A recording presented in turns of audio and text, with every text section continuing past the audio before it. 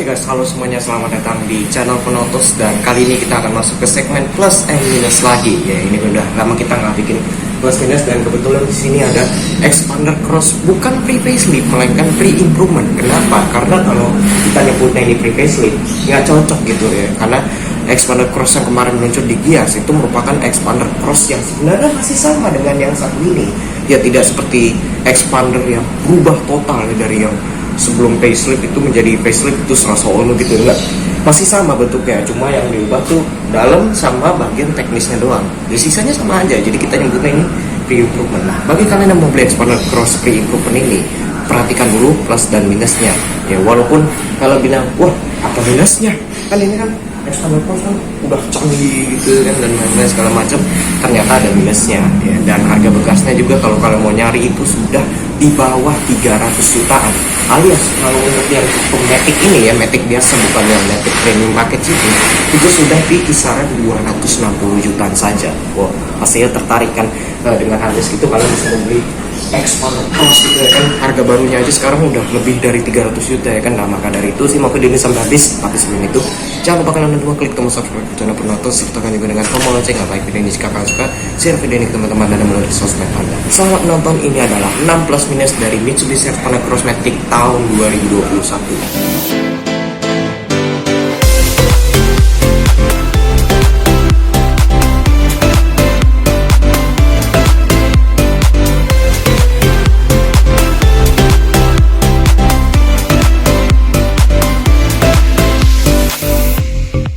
Seperti biasa, pertama-tama kita akan bahas dulu plus dari Expander Cross ini. Plus yang pertama adalah desainnya. Ya, jadi plus yang pertama adalah desainnya. Kita mulai dari eksterior dulu. Sampai saat ini, padahal ini mobil usianya udah lebih dari 2 tahun ya. Kan awal meluncur dia di akhir 2019 kalau nggak salah. Itu masih keren banget desainnya ya. Apalagi dynamic shield, nah ini ya, khususnya tampang depan ini masih keren banget. Bold gitu ya, seolah-olah ini dia ada framing chrome-nya ya di sekeliling headlamp-nya ini yang besar ya. Jadi seolah-olah dia bentuknya tuh kayak Pajero Sport facelift ya yang 2021 itu. Ini bold banget sih desain depannya ya. Walaupun dia nggak seagresif Mitsubishi Expander biasa, tapi ini justru lebih keren ya menurut saya ya dari Expander biasa. Ini kan selera ya, kalau selera saya sih begitu. Apalagi dia ada emblemnya Expander Cross gitu ya. Ini walaupun cuma tambahan dari dealer, tapi kalau ada emblem kayak gini sih apa ya, kayak Range Rover gitu ya. Ini juga logo Mitsubishi-nya dia gede di depan ya. Dan for information aja, karena ini pre-improvement, jadi grill yang bagian atas ini itu warnanya bukan chrome tua kayak di ini ya, kayak di Expander Cross yang improvement, bukan black chrome, tapi ini yang chrome yang agak-agak kecoklatan gimana gitu, jadi kayak golden gitu ya. Makanya kalau kalian mau tahu apa sih bedanya antara Expander Cross pre-improvement yang satu ini dengan yang improvement itu ya, yang berubah di 2021 itu, lihat saja dari bagian grillnya ya, karena sisanya itu dia nggak ada bedanya, jadi masih sama persis plek sama Expander Cross yang pre-improvement ini gitu ya. Kalau dari samping ini juga ganteng ya, karena dia basisnya dari Expander ya, kalian tahu sendiri lah Expander kan low MPV terganteng ya, apalagi karena dia yang varian cross ya, jadi dia sudah ditambahkan side over fender yang gede ini, yang hitam bold gitu ya.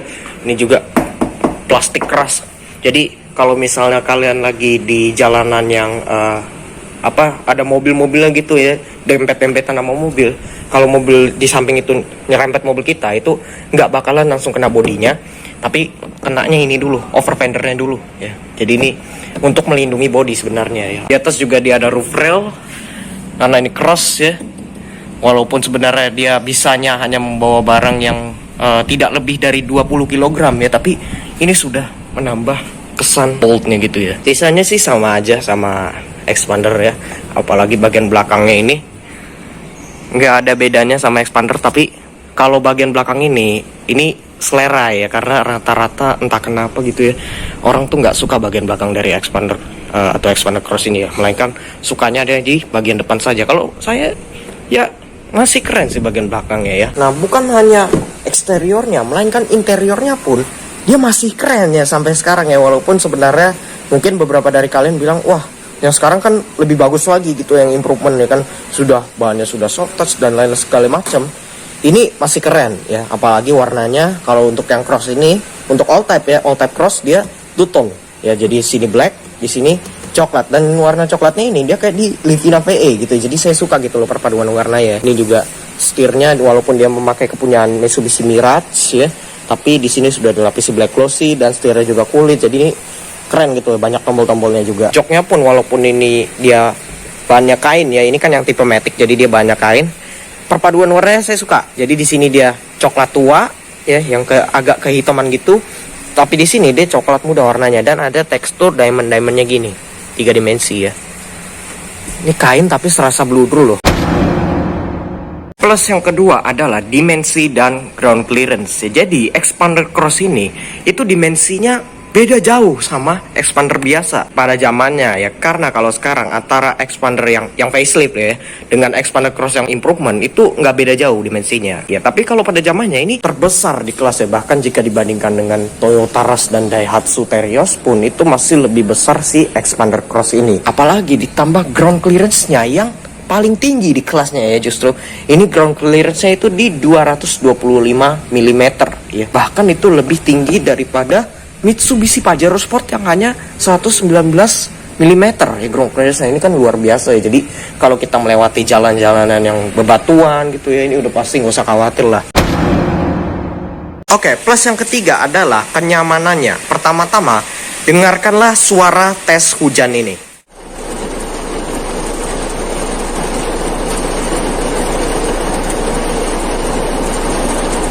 Nah, itu sebenarnya merupakan cuplikan dari video kami yang satu ini ya. Jadi kalau kalian mau lihat lebih detail lagi, bisa klik linknya di atas sini ya, mengenai tes hujan si expander cross ini.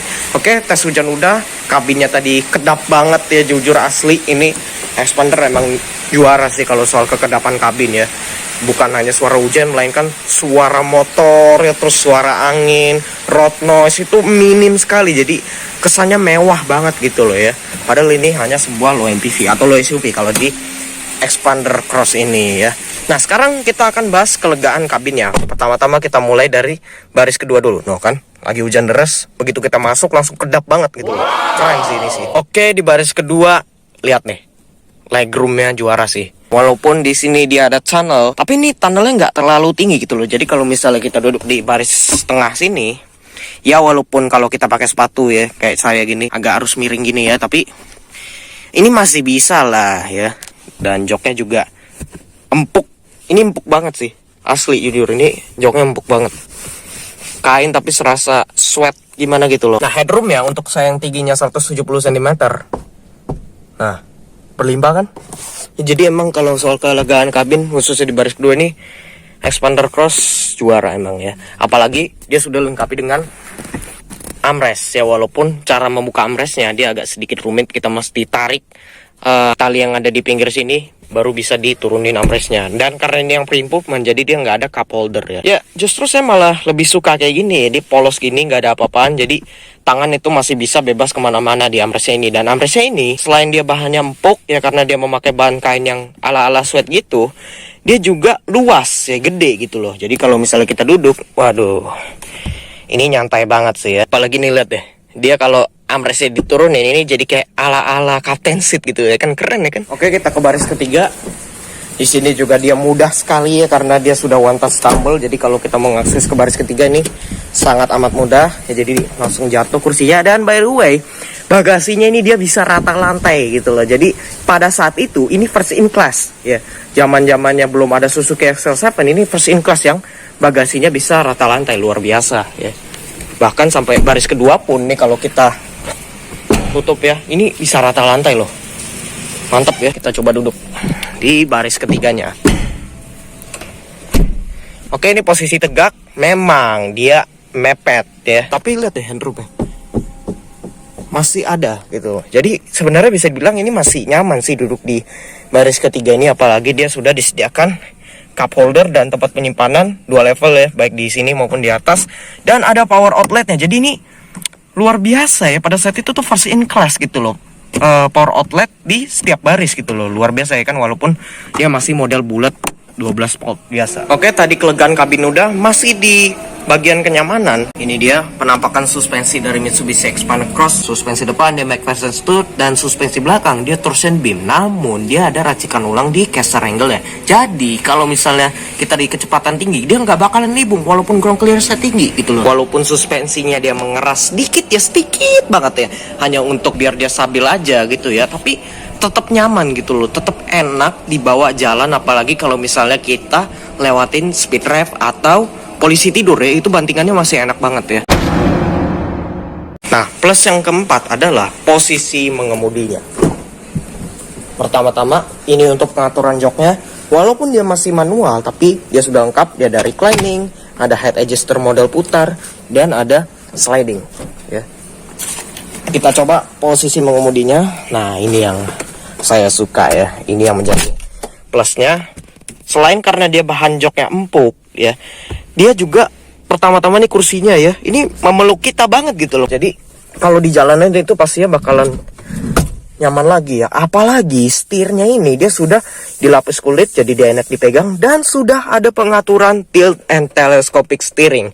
Ini first in class ya. Pada saat awal-awal pertama kali Xpander itu diluncurkan, Xpander biasa, dia kan sudah punya tilt and telescopic steering ya. Wow, itu sih langsung heboh banget ya. Langsung seolah-olah menggempur pasar low MPV yang tadinya posisinya tidak ergonomis menjadi sangat amat ergonomis, luar biasa. Pandangan ke depan juga sebenarnya dia masih luas ya, walaupun dia ada gundukan di tengah sini ya, tidak seperti Xpander Cross yang improvement yang sudah rata dashboardnya, tapi ini masih enak. Plus yang kelima adalah fiturnya yang canggih ya. Jadi ini pada zamannya ini fiturnya canggih banget ya. Pertama-tama dia sudah dilengkapi dengan Smart Keyless Entry, ya modelnya kayak Mitsubishi yang pada umumnya gitu ya, Pajero Sport dan lain-lain. Dan kalau kita buka, ini dia sudah auto folding dan ada welcome light-nya. Nah, coba lo SUV mana yang bisa kayak gini ya kan pada zamannya. Jadi nanti dia bakalan otomatis mati selama beberapa detik. Nah, fungsinya buat apa? Fungsinya buat menyambut kita, khususnya di tempat-tempat yang gelap. Jadi kalau misalnya kita sudah mau buka kuncinya tapi kita masih belum tahu di mana letak mobil kita, ini lampu bakalan nyala, nanti kita bisa dengan gampang mencari mobil kita ya, karena ada welcome light-nya ini. Nanti tunggu beberapa detik, nanti dia akan mati secara otomatis ya. Nah, dan juga kalau kita lock, spion otomatis terlipat karena dia sudah auto folding. Jarang-jarang nih, rata-rata kan mobil kalau dibuka ya atau ditutup dengan harga segini ya, itu belum ada auto folding ya. Ini juga sudah ada akses markinya by the way di driver maupun di penumpang depan ya, jadi sudah canggih ya. Dan ini model-model pencet sudah auto folding spionnya.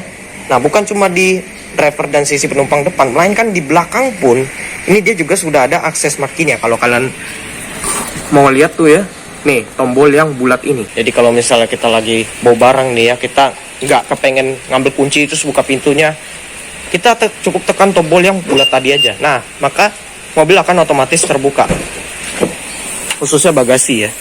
Nah, bukan cuma bagasi, karena ini akses marki, jadi semua pintu itu terbuka. Jadi akses marki total di mobil ini itu ada 3. Bukan cuma untuk membuka, melainkan untuk mengunci pun dia juga bisa. Sama caranya, cukup tekan tombol yang bulat tadi. Nah, terus juga dia ada fitur ini, namanya Follow Me Home Light. Jadi kalau misal kita habis matiin mesin, nah ini sudah mati, kita cukup tarik tuas high beamnya sekali. Nah, maka akan ada lambangnya tuh ya di situ warna hijau. Nanti kalau misalnya kita udah kunci pintunya, dia tetap nyala lampunya. Jadi ini fungsinya untuk menerangkan kita khususnya di tempat-tempat yang gelap. Jadi contohnya kalau kita mau masuk pintu, tapi kita nggak tahu nih mana pegangannya, ini karena gelap banget ya, dia bisa menerangkan gitu loh. Nah, nanti dia otomatis mati. Jadi ini canggih banget ya. Nah, terus yang mantep juga adalah lampunya. Iya, jadi jika dibandingkan dengan Xpander, ini jauh lebih terang ya. Lihat saja. Lampu senjanya sayangnya bukan DRL, tapi nggak apa-apa, dia sudah LED, ini sama seperti Xpander. Tapi untuk lampu besar dan lampu jauhnya dia sudah LED ya, luar biasa ya. Walaupun masih multi reflektor biasa, tapi ini lihat saja, ini di malam hari gini ini terang banget ya. Dan yang luar biasa lagi adalah fog lampnya yang sudah LED. Nah, ini tidak ada di Xpander bahkan sampai saat ini. Itu nggak tahu kenapa ya, bahkan di Livina juga itu masih belum LED ya, tidak seperti di Xpander Cross ini. Walaupun sayangnya untuk lampu sennya dia masih bohlam biasa. Nah, tapi untuk bagian belakang ya sayangnya dia tidak ada perbedaan dengan Xpander, tapi nggak apa-apa karena lihat deh lampu malamnya, lampu mundurnya ini sudah LED ya, jadi cantik gitu loh di malam hari. Walaupun sisanya untuk lampu rem dan lampu sen dia masih bohlam biasa. Untuk lampu plat nomor dia masih halogen. Kita masuk ke dalam. Di sini karena dia sudah smart key, jadi tentu dia sudah dilengkapi dengan engine start stop button. Nah, ini dia tampilan dari panel instrumennya. Walaupun dia masih semi digital ya, masih semi LCD, tapi dia sudah TFT MID. Ya, jadi sudah bisa dibilang canggih lah di zamannya ya, karena kan kawan-kawannya kayak Toyota Rush, Daihatsu Terios dan lain-lain itu masih belum ada yang kayak gini. Dan MID-nya ini itu mirip dengan Mitsubishi Outlander Sport ya. Jadi kalau kita mau mengakses MID-nya itu cukup tekan tombol info yang satu ini. Nah, tuh. By the way, di Xpander Cross ini juga ada banyak sekali fitur rahasia. Nah, kalau mau lihat apa saja fitur rahasianya, bisa klik linknya di atas ini. Ini setirnya juga dia sudah lengkap dengan audio steering switch ya, Bluetooth teleponi, voice command dan segala macam. Juga ada cruise control. Nah, ini dia yang tidak ada di mobil-mobil lain di kelasnya ya pada zaman itu ya, karena kan kalau sekarang sudah ada yang lebih canggih lagi, BRV dengan adaptive cruise control ya, dengan Honda Sensing ini. Jadi kalau kita klik itu dia akan muncul cruise. Misalnya kita lagi jalan di 80 terus kita set kecepatannya, nanti kita nggak usah nginjak pedal gas, otomatis mobil akan jalan konstan di kecepatan 80. Nah, AC walaupun dia masih knob biasa ya, knob putar-putar biasa, tidak seperti di Xpander Cross Improvement yang sudah digital, tapi ini justru anehnya dia lebih lengkap dibandingkan Xpander Cross yang Improvement. Kenapa? Karena dia ada pengaturan arah semburan ke kaca depan ya. Karena kalau yang di Xpander Improvement itu dia nggak ada pengaturan defroster kaca depan gitu. Jadi entah kenapa itu fitur dihilangin, tapi ini lengkap tadi ya. Dia bisa ke muka dekat kaki, ke kaki dan ke kaca depan dan ke kaca depan gitu loh. Ada rear defogger juga dengan tombol terpisah.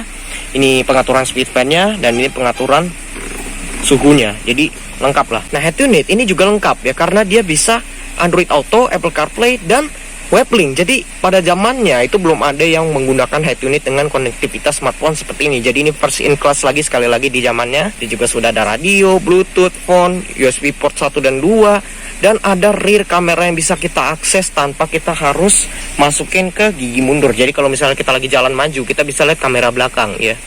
Luar biasa. Jadi seolah-olah kayak kamera 360 gitu loh, padahal bukan ya. Settingsnya juga dia ada banyak, bisa diganti juga backgroundnya by the way ya. Ini radio dan lain-lain lengkap. Untuk fitur safety walaupun dia masih dual airbags, tapi itu normal di zamannya ya, dan itu juga nggak apa-apa karena dia sudah lengkap dengan vehicle stability control dan traction control. Nah, plus yang terakhir itu plus ke-6 yaitu pada mesinnya. Ini kita buka dulu kap mesinnya. Nah, inilah dia mesin dari Mitsubishi Xpander Cross yang sebenarnya sama aja dengan Mitsubishi Xpander dan Nissan Livina. Tenaganya nggak gimana-gimana banget, dia cukup untuk 1500 cc, cukup untuk harian, yaitu di 104 horsepower atau 106 PS dan dengan torsi sebesar 141 Nm yang disalurkan kedua roda depan melalui transmisi otomatis 4 speed. Nah, walaupun dia torque converter, tapi nggak apa-apa karena transmisinya itu cukup halus ya. Jadi walaupun dia ada perpindahan giginya, dia itu jedanya minim gitu loh. Dia nggak terasa ada jedanya gitu loh. Jadi kayak seolah-olah kayak transmisi CVT gitu ya, mantep ya. Nah, terus juga untuk mesinnya, karena sekali lagi dia kabinnya kedap ya, jadi suara mesin yang masuk itu juga minim ya. Mesinnya halus dan juga tentunya irit ya. Dalam kota ini bisa 113 dan luar kota itu bisa 117. Ini luar biasa irit ya untuk sebuah mobil dengan bodi sebesar ini. Performanya gimana? Performanya jujur biasa aja, 0 ke 100 km per jam itu di 14 detikan ya, kira-kira segitu ya. Tidak seperti di Xpander Cross yang improvement yang sudah turun menjadi 12 detikan terakhir gitu ya. Tapi lagian buat apa gitu loh, beli mobil keluarga itu bukan buat kenceng-kencengan ya, tapi buat kenyamanan ya. Mesinnya tadi udah halus, terus irit juga ya kan. Nah, tapi tentu karena semua mobil itu tidak sempurna, jadi dia ada minusnya. Nah, maka dari itu saya sudah menemukan 6 minus dari Mitsubishi Xpander Cross ini. Apa saja? Simak videonya sampai habis.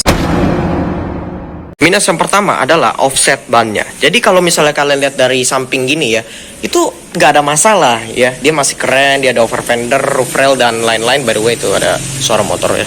Jadi mohon maaf kalau berisik. Tapi kalau kalian ke belakang, kalian perhatikan lebih detail lagi. Ini sebenarnya nggak ada masalah sih dengan offset bannya. Ini kan offset bannya juga sama ya dengan expander, dan di expander itu karena dia nggak ada over fender, jadi dia nggak ada masalah, masih enak dilihat. Tapi karena expander cross ini dia ada over fender yang gede banget gitu, jadi seolah-olah bannya itu agak terlalu masuk ke dalam gimana gitu ya.